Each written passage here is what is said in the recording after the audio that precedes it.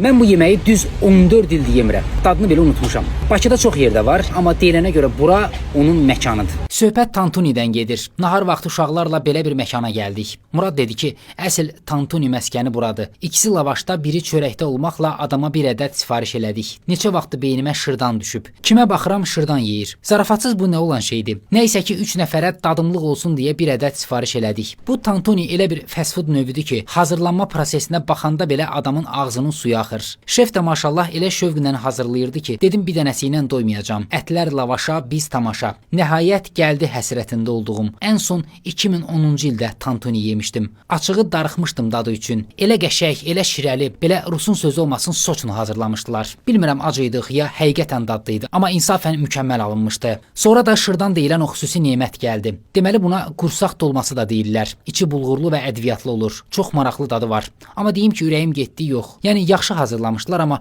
mənim ağız dadıma görə deyil. Sadəsi 6, qızardılmışı 7 manatdır. Ayrıca bol köpüklü ayranlarını da qeyd etməliyəm. Əla idi həqiqətən. Bura Tantuni nömrə 5-dir. Tantunilərinə də yağlı bir 5. Bir dənəsini də evə götürdüm. Buranın belə qəşəng terrası və xudmani zalı var. Məkan el arasında Razin kimi tanıdığımız Bakıxanovda. I Love Tbilisi restoranının düz yanında yerləşir. Bura bir də gələrəmmi, yolum düşsə 100%.